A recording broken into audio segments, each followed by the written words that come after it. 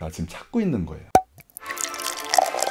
요즘 챗 GPT 한 번 안 써보신 분 안 계실 거예요. 정말 잘 쓰면 업무적으로 도움이 많이 되긴 하더라고요. 그래서 사실 오래전부터 이 배우가 연기 연습을 하는데 챗 GPT를 활용할 방법은 없을까 고민을 많이 했었단 말이에요. 뭐 아직까지는 배우한테 정말 엄청 큰 도움이 된다 이렇게 말씀드릴 수는 없지만요, 그래도 제가 지금까지 연기 연습을 하는데 챗 GPT를 이렇게 이용할 수 있겠다 고민했던 부분을 한번 소개해 보도록 할게요. 혼자 연기 연습을 하시는 분들께 조금이나마 도움이 됐으면 좋겠습니다. 자, 첫 번째는요, 챗 GPT랑 2인 대사를 서로 주고받게 하는 거예요. 뭐 아직까지는 이 AI가 인간의 감정까지 온전히 표현하는 데는 좀 무리가 있긴 하더라고요. 그럼에도 불구하고 작년보다는 훨씬 더 발전한 느낌이 있어요. 어찌됐건 혼자 연기 연습을 하는 데 있어서요, 대사를 읽고 연습하는데 상대 역할을 해준다는 거 상당히 재미는 있더라고요. 여기서 중요한 거는요, 챗 GPT를 많이 써보신 분들은 잘 아시겠지만 AI와 나와의 관계를 정확하게 설정해 주시는 게 굉장히 중요해요. 예를 들면 이런 식이죠. 나는 어떤 직업을 갖고 있는 사람이고 너는 나와 어떤 관계에 있는 사람이야. 그리고 나는 현재 어떤 감정을 갖고 있고 너는 나한테 이러이러한 감정을 가지고 있어. 그리고 어떤 템포로 읽어줬으면 좋겠어. 이런 식으로 구체적으로 요구를 하는 거예요. 지금부터 제가 한번 해보도록 할게요. 챗 GPT를 일단 킨 다음에 일단 2인 대사를 하나 준비하시고 복사 붙여넣기를 합니다. 제가 준비한 2인 대사는 극한 직업의 한 장면이에요. 자, 챗 GPT에 일단 2인 대사를 복사 붙여넣기 할게요. 자, 그런 다음에 챗 GPT한테 내가 원하는 걸 명령을 내리시는 거예요. 내가 지금 금방 극한 직업이라는 영화에 나오는 2인 대사를 금방 올려줬어. 거기서 나는 이무배 역할을 할 거고 너는 테드창 역할을 읽어주면 돼. 자, 둘 다 건달 같은 그런 역할이고 너는 나한테 굉장히 최대한 건달처럼 깡패처럼 그렇게 연기를 해주면 돼. 내가 지금부터 이무배 역할을 해줄 테니까 네가 이어서 테드창 역할을 쭉 읽어주면 돼. 알겠어요. 그럼 제가 테드창 역할을 최대한 깡패 느낌으로 살려서 읽어볼게요. 이무배 대사 하시면 제가 바로 이어서 들어가겠습니다. 시작해볼까요? 좋아. 내가 지금부터 읽을게. 창식이 안녕? 어우, 저 병신이 해맑고 지랄이야. 이렇게 등장하면 내가 너 찾아다닌 수고가 뭐가 되냐? 애써 숨지도 않았구만. 뭐 그렇게 못 찾니? 답답해서 내가 왔지. 아, 됐어. 들어가. 얘 싸움도 못하니까 둘이 온 거야? 뭐 청첩장이라도 돌리러 왔냐? 근데 왜 이렇게 대사를 맘대로 바꿔? 대사를 정확하게 읽어줘. 알았지? 다시 한번 해줘봐. 알겠어요. 그럼 대사를 정확하게 그대로 읽어볼게요. 다시 한번 시작해봅시다. 좋아요. 창식이 안녕? 어이, 창식. 오랜만이네. 이렇게 만나니까 반갑다. 근데 뭘 그렇게 싱글벙글이야? 대사를 정확하게 읽어달라니까. 대사를 정확하게 읽어줘. 막 맘대로 대사를 창작하지 말고 대사를 대본대로 내가 아까 올려준 대로 정확하게 읽어줘. 내가 처음부터 다시 할게. 알겠어요. 대사를 정확히 그대로 읽을게요. 다시 시작해봅시다. 좋아요. 편하게 해보세요. 좋아요. 창식이 안녕? 창식이 왔네. 오랜만이다. 어떻게 지냈어? 아니, 내가 아까 2인 대사 올려줬잖아. 그거를 대사를 바꾸지 말고 창작하지 말고 읽어달라고. 알겠지? 알겠어요. 자, 창식이 안녕? 창식이 안녕? 창식이 오랜만이네. 잘 지냈어?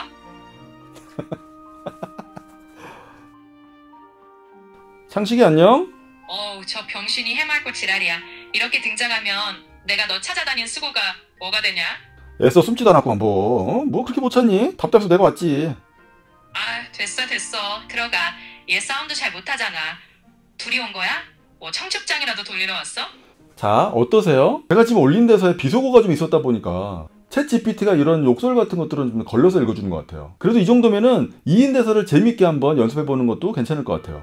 자, 다음은요, 챗 GPT를 이용해서 작품의 분석이나 해석에 대한 도움을 받는 거예요. 역시 이것도요, 챗 GPT한테 텍스트를 정확하게 복사해서 붙여넣기를 한다거나 아니면 작품에 대한 정보를 정확하게 제시해 주는 게 중요해요. 그리고 이 작품에 나오는 대사를 연기하는 데 있어서 참고할 만한 영상이 있다거나 아니면 읽어볼 만한 책이 있다면 추천을 해달라고 하는 것도 방법이 될 수 있을 거예요. 자, 올해 한예종 지정작품이죠. 마키아벨리의 만드라골라라는 작품을 챗 GPT를 이용해서 도움을 받도록 해볼게요. 자, 나는 연기를 공부하는 사람이고 지금부터 이제 연기에 대해서 이제 물어볼 거야. 너는 연기에 대한 걸 모든 걸 알고 있는 연기 선생님이라고 생각을 하고 나에게 연기에 대해서 알려주고 작품 해석에 대한 것들을 도움을 줬으면 좋겠어. 알겠지? 알겠어요. 연기에 대해서 궁금한 점이나 뭐 작품 해석에 관한 것들 어떤 것이든 편하게 물어보세요. 그러니까 최선을 다해 도움을 드릴게요.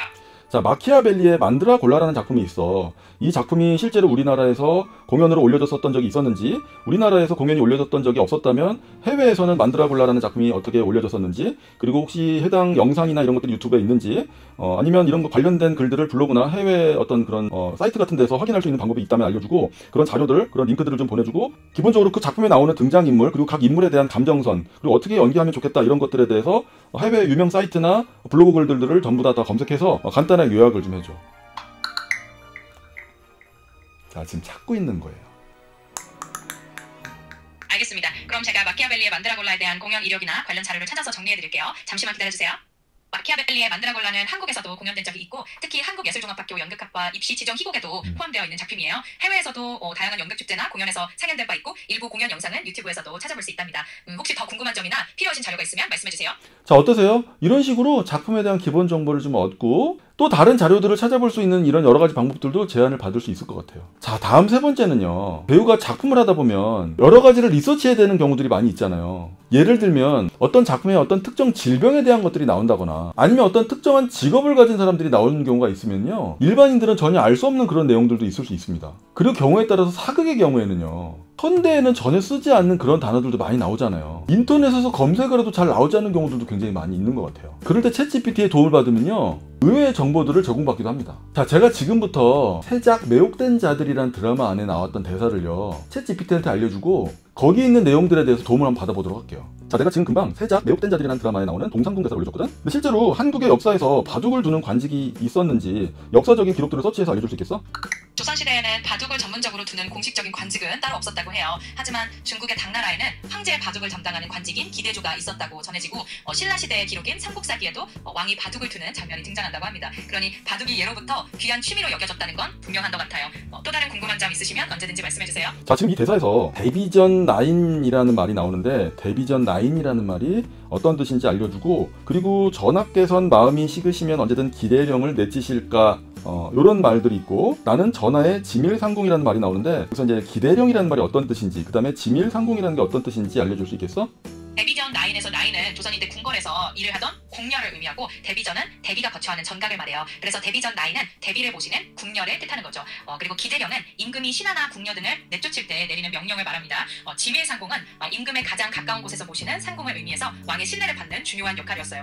그러니까 이 대사에서 이런 표현들은 궁중에서의 지위나 관계 그리고 임금의 은총과 변심 등을 나타내는 표현들이랍니다. 자, 이런 내용들은요 사실은 인터넷에 검색을 해도 알기가 힘든 내용일 수 있잖아요. 자, 이런 식으로 충분하게 챗GPT한테 자료를 전달해주고 이 부분에 대해서 여러 가지 견해를 듣는 것도 연기자가 리서치를 하는 데 있어서 굉장히 도움이 될 수 있다. 저는 이렇게 생각이 듭니다. 자, 어떠셨나요? 아직까지는 배우가 챗GPT를 이용해서 연기하는 데 있어서 큰 도움을 받는 건 좀 무리이긴 하지만요. 그래도 앞으로 AI를 이용해서 연기 연습을 하는 데 있어서 여러 가지 방법들이 모색이 되지 않을까 이런 생각이 듭니다. 자, 어떤 툴을 이용하든지 간에 배우가 열심히 연습하는 게 제일 중요하겠죠. 자, 오늘 영상은 재미로 봐주시고요. 언제나 최선을 다해서 연기 연습하셨으면 좋겠습니다. 저도 최선을 다할게요. 감사합니다.